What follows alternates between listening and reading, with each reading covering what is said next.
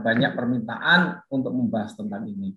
Dan saya kira dari kajian sampai seri ke-7 itu kita sudah berkesimpulan bahwa untuk pemilu digital secara total itu tidak memungkinkan karena keterbatasan cover area internet. Jadi nanti kalau semuanya betul-betul digital, maka itu ada beberapa cover area di pulau-pulau tertentu itu tidak bisa, sehingga kemudian menjadi tidak sama. Yang paling mungkin itu adalah pemilu dengan rekap digital. Rekap digital itu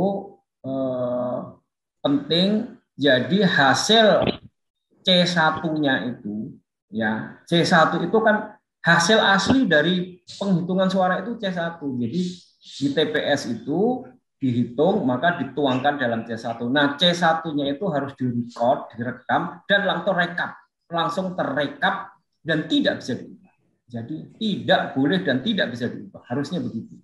Sehingga kalau terjadi berjenjang terjadi perubahan-perubahan, nanti baliknya kepada C1 yang di TPS itu seperti apa kan gitu. Jadi apa yang sudah di TPS itu tidak boleh berubah, itu rekap. Nah, sehingga dan itu harus cepat karena rekap dari C1 itu begitu dimasukkan set gitu ya sudah terekap secara nasional, maka tidak ada lagi spekulasi permainan karena hasilnya langsung.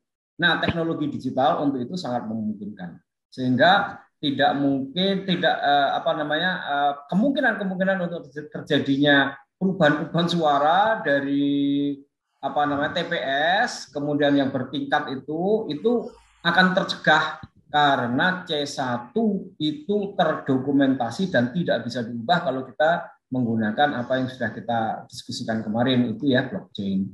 Sehingga itu standarnya tidak boleh diubah. Perubahan itu berarti nanti akan menjadi menjadi tidak valid. Dia harus kembali kepada C1 asli yang direkap. Dan itu memungkinkan cepat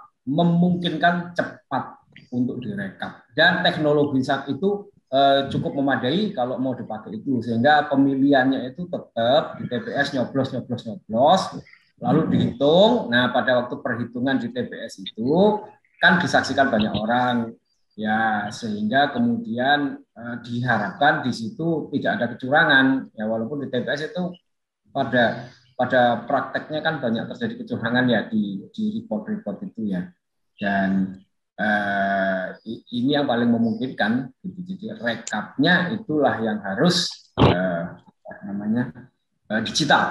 Dan digitalnya dijamin tidak boleh ada perubahan. Kalau terjadi perubahan di tengah jalan bisa dicek C1 aslinya yang angkanya, sehingga kemudian kalau hasilnya itu sudah diketahui maka tidak kecil kemungkinan untuk dilakukan perubahan. Jadi kalau jam itu sudah selesai dihitung, lalu kemudian difoto. Nah, hasil fotonya itu kemudian langsung merekap, dan itu kalau IT itu cepat sekali. Maka kemudian pada jam-jam itu sudah diketahui hasilnya. Sehingga kalau sudah diketahui hasilnya, ya untuk apalagi direkayasa.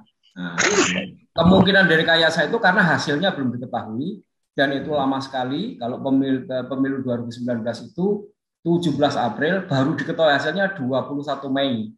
April ke Mei itu 1 bulan. Nah, 1 bulan kan kesempatan untuk melakukan perubahan-perubahan di tengah jalan banyak sekali.